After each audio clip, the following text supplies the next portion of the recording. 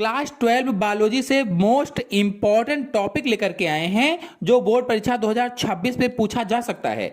तो टॉपिक है स्पोरोपोलेनिन। बहुत ही इंपॉर्टेंट है। प्रश्न पूछा जा सकता है कि स्पोरोपोलेनिन क्या है, इसके क्या कार्य होते हैं। तो आपको बता दें कि स्पोरोपोलेनिन एक बहुत ही कठोर और टिकाऊ जैविक पदार्थ होता है।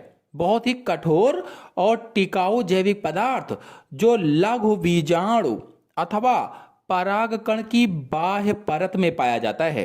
लघु बीजाणु क्या है? माइक्रोस्पोर होता है और उसी माइक्रोस्पोर को ही परागकण कहा जाता है या पॉलन ग्रेन कहा जाता है।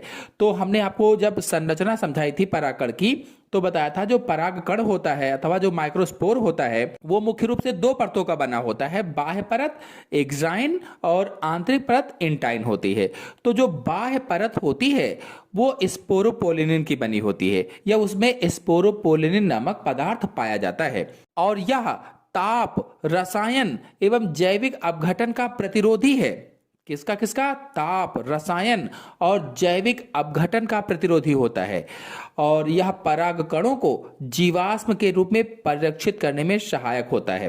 कहने का मतलब यह है कि उच्च प्रतिरोध के कारण, क्योंकि प्रतिरोधकता अधिक है तो उच्च प्रतिरोध के कारण परागकण लाखों वर्षों तक जीवाश्म के रूप में सुरक्षित रहते हैं, फॉसिल्स के रूप में सुरक्षित रहते हैं लाखों वर्षों तक। अगर आपसे पूछा जाए कि स्पोरोपोलेनिन किस जगह पाया जाता है, आपसे यह प्रश्न किया जाए तो यह मुख्य रूप से परागकणों यानी पॉलन ग्रेन्स और बीजाणुओं यानी स्पोर्स की बाहरी परत में पाया जाता है, बाह्य भित्ति में पाया जाता है या एक्साइन में पाया जाता है या बाह्य चोल में पाया जाता है।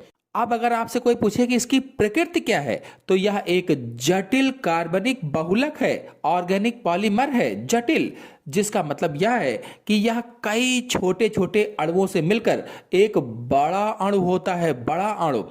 अब यदि कोई प्रश्न करे कि इसके कार्य क्या हैं तो इसका सबसे महत्वपूर्ण काम परागकणों और बीजाणुओं को सुरक्षा देना है। मतलब स्पोरोपोलेनिन एक तरह से प्राकृतिक कवच या शील्ड का काम करता है और यह परागकणों और बीजाणुओं को तेज तापमान से बचाता है। तेज तापमान का मतलब है कि बहुत अधिक गर्मी से बचाता है और कठोर रसायनों के प्रभाव को बेअसर कर देता है। यह किसी भी एंजाइम से नष्ट नहीं होता है। इस प्रकार नतीजा यह निकलता है कि इसी सुरक्षा के कारण परागकण हवा, पानी या जानवरों के माध्यम से आसानी से एक जगह से दूसरी जगह जा पाते हैं और लाखों सालों तक जीवाश्म के रूप में बचे रहते हैं, संरक्षित रहते हैं। इसीलिए मैंने बताया था कि उच्च प्रतिरोध के कारण परागकण लाखों वर्षों तक जीवाश्म के रूप में सुरक्षित रहते हैं या संरक्षित रहते हैं।